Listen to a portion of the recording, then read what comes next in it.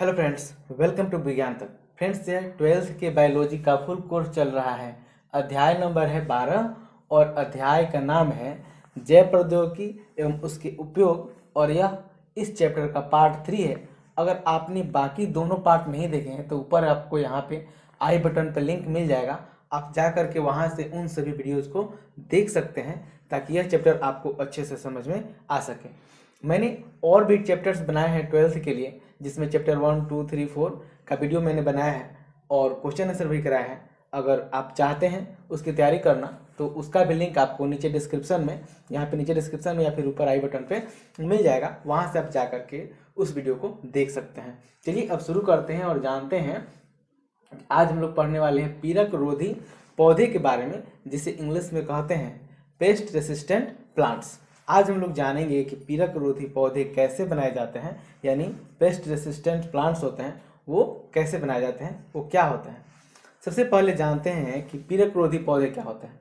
तो देखिए, नाम से ही स्पष्ट है, पीड़क रोधी पौधे यानी ऐसे पौधे जिसपे पीड़कों के अटैक का असर नहीं होता हो। यानी इस पे आप जानते होंगे पौधों पे अनेक तरह के पीड़क होते हैं, उनके पत्तियों में छेद कर देते हैं, उनके जड़ को खराब कर देते हैं या तरह तरह की बीमारियां फैलाते हैं। इसमें मेन रूप से होते हैं सूत्रकृमि, जिसे कहते हैं निमेटोड्स। हिंदी में है उसे कहते हैं सूत्रकृमि, और इसी को क्या भी कहा जाता है, निमेटोड्स। तो यही होते हैं जो सबसे ज़्यादा क्या करते हैं, तो पौधों में बीमारी फैलाते हैं। जैसे वो कोई भी पौधा हो सकता है, मक्का का हो सकता है या फिर तंबाकू का हो सकता है। अभी हम लोग एनसीईआरटी कर चल रहे हैं जिसमें तंबाकू का एग्जाम्पल दिया गया है।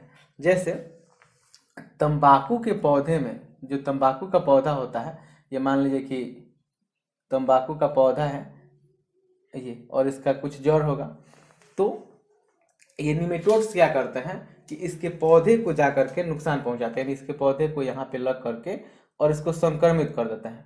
पौधे के जड़ को संक्रमित करने के बाद क्या होता है, उसका पैदावार बहुत ज़्यादा घट जाता है। अब ये केवल तंबाकू के साथ नहीं है, कोई भी पौधा होगा किसी भी फसल का, तो क्या करते हैं उसके जड़ में लग जाते हैं और उनको खराब करते हैं। अगर हम लोग बात करें यहाँ पे तंबाकू की, तो इसमें एक वायरस पाया जाता है, मतलब एक ये निमेटोड, वायरस नहीं, निमेटोड पाया जाता है, जिसका नाम है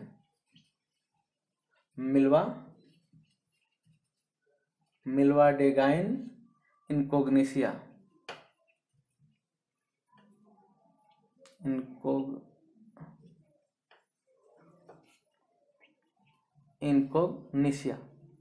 ठीक है, मिल्वाडेगाइन इनकोग्निशिया नामक निमेटोड पाया जाता है, जो क्या करते हैं इसके जड़ों को जाकर के संक्रमित करते हैं, जिससे तंबाकू का पैदावार बहुत ज़्यादा घट जाता है। ठीक है, ये जान गए कि ये इसको नुकसान पहुंचाते हैं। अब दूसरा स्टेप में ये समझते हैं कि आखिर ये जा करके उसको संक्रमित कैसे करते हैं, क्योंकि अगर हम जान जाएं कि बीमारी कैसे हो रही है तो हम लोग उसका उपचार भी ढूंढ लेंगे। तो चलिए सबसे पहले समझते हैं कि जो ये निमेटोड होते हैं वो वास्तव में जा करके इसके पौधे को संक्रमित कैसे करते हैं। फ्रेंड्स, वास्तव में ये सब कुछ कैसे होता है, तो प्रोटीन संश्लेषण द्वारा होता है। आपने पढ़ा होगा कि प्रोटीन संश्लेषण के लिए हमारे शरीर में एक mRNA होता है, mRNA, जिसे संदेशवाहक RNA भी कहते हैं या मैसेंजर RNA कहते हैं या फिर दूत RNA कहते हैं। ठीक है, तो mRNA होता है। जब ये निमेटोड इस पे अटैक करते हैं तो क्या करते हैं, अपने RNA को इस पौधे में इंजेक्ट कर देते हैं। क्या करते हैं, अपने RNA को इस पौधे के जड़ में डाल देते हैं। अब देखिए, पौधे का अपना एक mRNA था, और mRNA क्या होता है, एक लड़ीय संरचना होता है, मतलब सिंगल स्ट्रैंड वाला, उसमें एक ही धागा होता है। और ये क्या करते हैं, निमेटोड ये अपना भी RNA उसमें इंजेक्ट कर देता है। अब चूंकि ये अपना RNA डालते हैं तो क्या होता है, ये RNA जाकर के इसके बाइंड कर जाता है। RNA में जाकर के ये, मतलब ये जो निमेटोड का जो RNA था वो जा करके पौधे के mRNA से जा करके क्या हो गया, कंबाइन कर गया, मतलब द्विलड़ीय संरचना बना लिया। अब mRNA को पता चलता है कि ये हमारा ही RNA है। अब उसके कारण वो क्या करता है, इसको ट्रांसलेशन के लिए भेज देता है। ट्रांसलेशन यानी प्रोटीन संश्लेषण के लिए।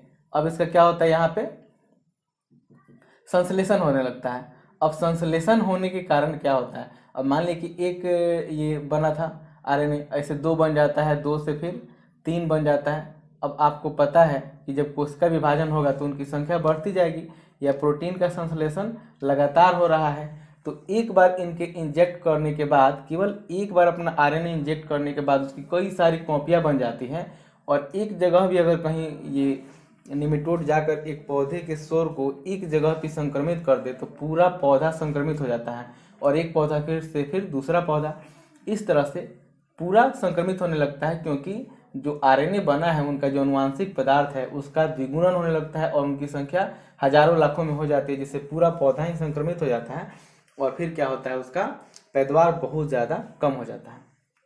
तो आप समझ गए कि ये निमेटोड्स होते क्या हैं, तो बीमारी फैलाते हैं। कैसे फैलाते हैं ये भी समझ गए।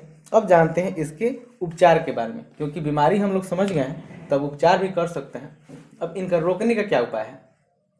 अगर किसी तरह से क्या करें कि ये जो अपना आरएनए इंजेक्ट कर रहे थे, ये आरएनए जा करके एमआरएनए से मिल जा रहा था, अगर इस प्रोसेस को हम लोग रोक दें कि ये वाला जो आरएनए है, यानी जो ये निमेटोड का जो आरएनए है जो जाकर उसको जाकर संक्रमित कर रहा था, अगर ऐसा करें कि इसी को रोक दें कि पौधे में जाए लेकिन इससे नहीं मिल पाए, मतलब एमआरएनए से नहीं जा करके मिल पाए, तो क्या होगा, उसका द्विगुणन नहीं होगा, उसकी संख्या नहीं बढ़ेगी, जिससे कारण क्या होगा, पौधा संक्रमित होने से बच जाएगा। लेकिन क्या यह इतना आसान है, तो नहीं, यह काफ़ी डिफिकल्ट प्रोसेस है। लेकिन हम लोगों को कॉन्सेप्ट को समझना है। कॉन्सेप्ट समझ जाएंगे कि कैसे इस पौधे का निर्माण करेंगे, कैसे पौधे को बचाएंगे ताकि वह संक्रमित नहीं हो सके। तो ठीक है, अभी आप इतना समझ लीजिए कि क्या करना है हमें इसको रोकने के लिए। तो इसको रोकने के लिए ऐसा कोई उपाय करना है जिससे एमआरएनए में, जैसे ये जाकर कंबाइन कर रहा था, मतलब एमआरएनए क्या था, सिंगल संरचना था, सिंगल हेलिकल था, मतलब एक लड़ीय संरचना थी। ये जा करके उससे, ये बाहरी आरएनए जा करके क्या हो रहा है, उससे मिल जा रहा था। अब हम क्या करेंगे, किसी भी तरह से इसको जो बाहर से जा रहा है ये वाला, इसको जाने से अगर रोक दें, या जाए तो जाने के बाद भी हम क्या करें कि इससे संपर्क ही इसका नहीं हो पाए, तो पौधा संक्रमित नहीं होगा। क्योंकि ये मिल रहा था उसके बाद ही तो इसका रेप्लिकेशन हो रहा है और अपनी संख्या बढ़ा रहा है, तो उसको रोक देंगे। कैसे रोकेंगे ये जानते हैं। तो ये जिस तकनीक द्वारा रोकते हैं उसको कहते हैं आरएनए इंटरफेरेंस टेक्निक। ठीक है, आरएनए इंटरफेरेंस टेक्निक में लिख दे रहा हूँ, आरएनए इंटरफेरेंस, आरएनए इंटरफेरेंस ये टेक्निक है, ठीक है, जिसे हिंदी में कहते हैं आरएनए अंतःक्षेपण, आरएनए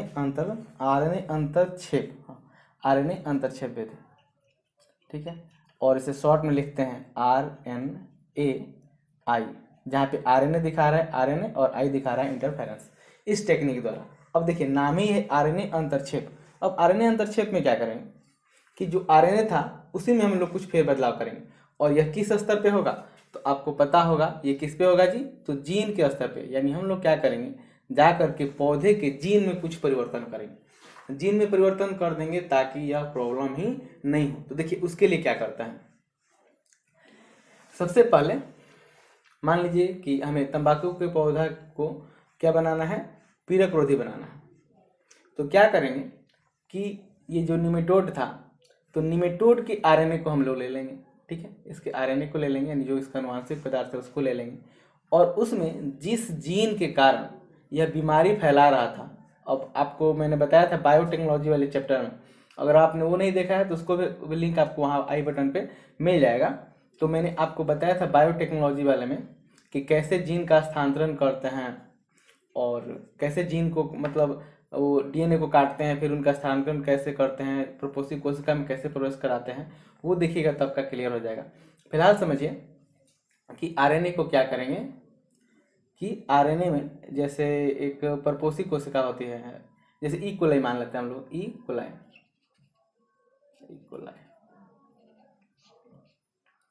इसमें क्या करते हैं, प्लाज्मिड लेते हैं, कोई भी प्लाज्मिड ले सकते हैं हम लोग, प्लाज्मिड ई कोलाई के माध्यम से मैंने बताया था, इसलिए इसको मैं ले रहा हूँ एग्जाम्पल। तो उसमें प्लाज्मिड होता है। ई कोलाई बैक्टीरिया में डीएनए के अलावा एक क्या होता है, प्लाज्मिड होता है, जो ऐसा होता है, जो गोल डीएनए होता है, मतलब सर्किल टाइप का। ये अलग तरह, मतलब एक अलग से डीएनए होता है। मेन डीएनए तो होता है, उसके अलावा एक अलग से डीएनए होता है। इसकी विशेषता क्या है कि यह स्वतः गुणन कर सकता है, ठीक है। और उसे हम लोग क्या कहते थे, इसको हम लोग कहते थे प्लाज्मिड। प्लाज्मिड। तो हम लोग क्या करेंगे कि जो हानिकारक जीन है उसको क्या करेंगे, मान लीजिए जो हानिकारक जीन है उसको काट के निकाल देंगे। जैसे मान लीजिए इसमें यहाँ तक हानिकारक जीन था, तो इसको काट करके निकाल दिए। अब इसको काट करके निकाल देंगे तो इसकी संरचना कुछ ऐसी हो जाएगी, क्योंकि इसको काट कर निकाल दिया गया है। अब उस जीन को क्या करेंगे, अब ये क्या था, ये निमेटोड का ही जीन है, याद रखिएगा। या ऐसे कहें कि आरएनए है, उसमें मतलब जीन भी है, अन्य सारे जीन होंगे, लेकिन कौन सा जीन नहीं होगा, जो हानिकारक जीन था जिसके कारण पौधा बीमार हो रहा था, वो जीन इसमें नहीं है, क्योंकि उसको काट करके, मान लिया यहाँ पे था तो उसको काट करके निकाल दिए हैं। बाकी जो दूसरा वाला आरएनए है उसको रख दिया गया है। अब इसको क्या करेंगे, इसको ट्रांसफर कर देते हैं किसमें, प्लांट में। किस प्लांट में करेंगे, जिस प्लांट को हमें रोग प्रतिरोधी बनाना है, यानी पीड़क प्रतिरोधी बनाना है। और ट्रांसफर करने के लिए किसका हम लोग यूज करते हैं, एग्रोबैक्टीरियम का।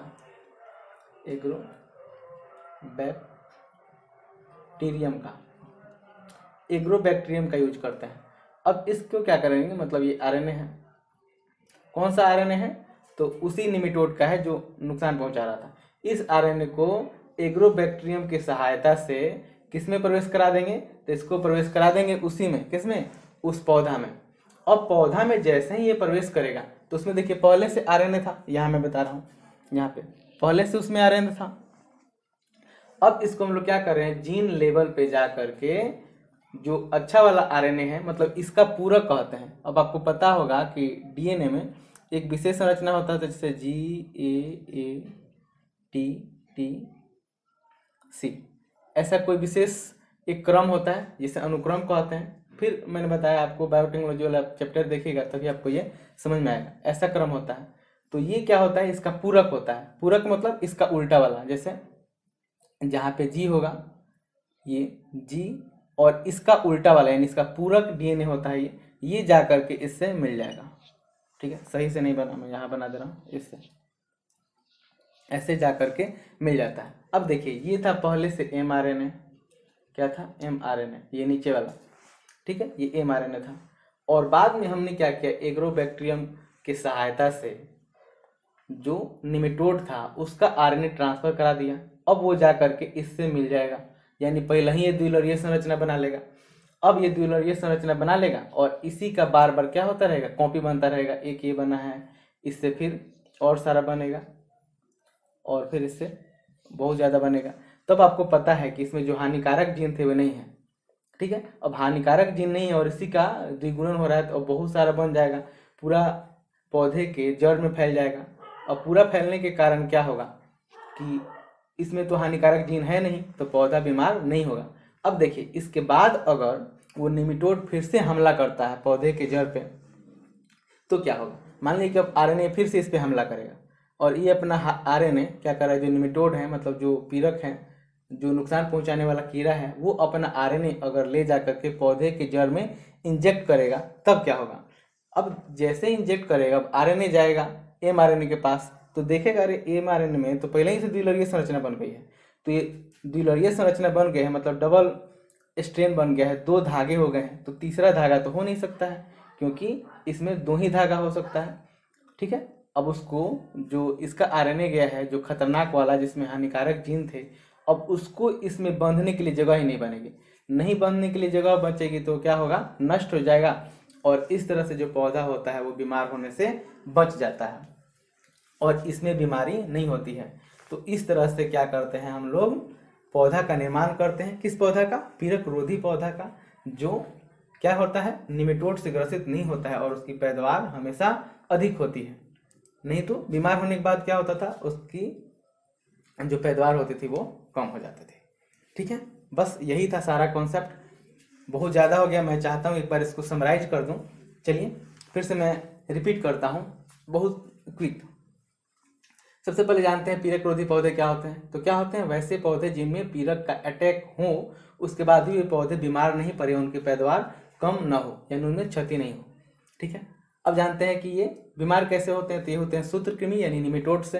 निमेटोड क्या करता है, अपना आरएनए इसके जड़ों में इंजेक्ट कर देता है, जिससे ये आरएनए चला जाता है एमआरएनए के पास, और एमआरएनए मिल करके इसका क्या करता है, प्रोटीन संश्लेषण करने लगता है, जिससे इस खतरनाक जीन की कई सारी कॉपियां बन जाती है और पूरा पौधा क्या हो जाता है, संक्रमित हो जाता है, जिससे पौधे की पैदावार घट जाती है। इसका उपाय क्या है, इसका उपाय क्या है कि किसी तरह से इस डीएनए को रोक दिया जाए ताकि एमआरएनए से जाकर के नहीं बंधे। अब इसका उपाय क्या है कि बायोटेक्नोलॉजी के माध्यम से यानी जैव प्रौद्योगिकी के माध्यम से क्या करते हैं हम लोग, उसके जीन में बदलाव कर देते हैं। जीन में कैसे बदलाव करते हैं, तो इसी आरएनए में जो खतरनाक जीन था उसको काट कर निकाल देते हैं और अच्छे वाले आरएनए को ले जा करके एग्रोबैक्टीरियम नामक जीवाणु की सहायता से ले जा करके उसको क्या करते हैं, पौधे के जीन में बदलाव करते हैं, मतलब पौधे कोशिका में उसको ट्रांसफर कर देते हैं, जिससे क्या होता है, ये आरएनए जा करके एमआरएनए से पहले ही बंध जाता है और पहले बंध जाता है, जिसके कारण इसमें क्या होता है, अब नया वाला आरएनए आता है तो वो नहीं जुड़ पाता है, और पहले वाला आरएनए में तो हानिकारक जीन था ही नहीं, तो हानिकारक जीन नहीं था, जिसके कारण क्या होगा, ये पौधा संक्रमित होने से बच जाएगा। और अगर हानिकारक वाला आरएनए अगर जाता भी है तो उसको इससे बंधने का जगह ही नहीं मिलेगा, क्योंकि ये पहले ही द्विलरीय संरचना बना चुका है। तो इसके कारण क्या होगा, पौधा संक्रमित होने से बच जाएगा और हमें अच्छी खासी पैदावार प्राप्त हो जाएगी। फ्रेंड्स, इस वीडियो में इतना ही। यह आपको समझ में आया होगा तो कमेंट करके जरूर बताइएगा, कोई कमी होगी वो भी बताइएगा। अच्छा लगा है तो लाइक कीजिएगा, अपने फ्रेंड्स के साथ शेयर कीजिएगा, और ये भी बताइएगा कि आप अगला वीडियो किस टॉपिक पे देखना चाहते हैं। यह वीडियो देखने के लिए आपका बहुत बहुत धन्यवाद।